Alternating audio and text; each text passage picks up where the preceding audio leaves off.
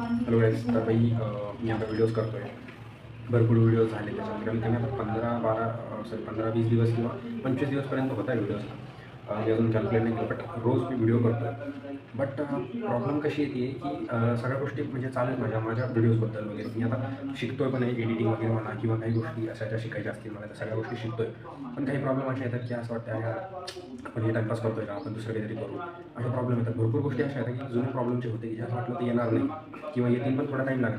हे सगळे problem solve आहेत. असं वाटतं की यार कुठं असं स्टॉप घ्यावं वाटतं. पण एक गोष्ट आहे, मी असं ठरवलं होतं की बाबा कोणते पण प्रॉब्लेम आले तर ह्या गोष्टीला स्टॉप करायचं नाही. कारण की हळूहळू करून का होईना आपल्याला रीच भेटते. त्याच्यानंतर आपण हळूहळू का होईना म्हणजे पासून सुरू केलं तर एक फॉलोअर्स पण नाही आहे आणि अजून व्ह्यूज पण इतके गेन होत नाही.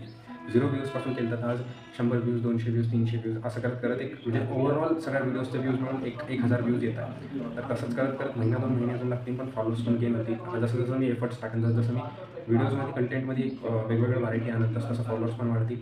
इन्फॉर्मेटिव्ह व्हिडिओज त्याच्यात भरपूर काही आनंद फॉलोअर्स पण. त्याच्यामुळे कोणती पण प्रॉब्लेम आली तर ह्या गोष्टीला सोडायचं मी ठरवलं होतं आणि सोडणार पण नाही. ही गोष्ट कॉन्स्टंटली गोष्ट करत राहते, कन्सिस्टन्सी मेंटेन ठेवायचं. मी भरपूर व्हिडिओ बघितले, त्याच्यानंतर मला पण असं वाटतं की आम्ही कन्सिस्टन्सी नाही ठेवली याच्या आधी. त्यात असं वाटते की मी कन्सिस्टन्सी ठेवा, जितकं होईल तितकं व्हिडिओ प्रॉपरली करा आणि त्याच्यानंतर जे पण रिझल्ट येईल ते आपण बघून घेऊ. पण आता सध्या जे पण प्रॉब्लेम येत आहे किंवा जे पण काही अडथळे येत आहे तर ते असं समजायचं की एक परीक्षा आहे आपली म्हणून मी तसं करून सोडतो. आणि तुम्हाला जरी कोणतं काम सुरू केल्याच्यानंतर असे प्रॉब्लेम येत असतील किंवा असं वाटत असेल यार मी असं काम सुरू केले पण आता काही प्रॉब्लेम आले, ते काम करतो स्टॉप करतो आणि प्रॉब्लेम सॉल्व करतो, तसं नका करू.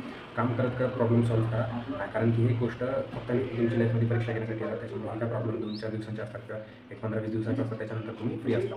त्याच्यामुळे जे प्रॉब्लेम आले त्याला सॉल्व करा आणि जितकं होईल तितकं पॉझिटिव्ह रिॲक्ट करा आणि सोल्युशन काढायचा प्रयत्न करा. आणि काम जे सुरुवात केली तुम्ही, जसं व्हिडिओ बघा किंवा XYZ काही पण गोष्टी असतील त्या गोष्टींना सोडू नका. ठीक आहे. Thank you so much.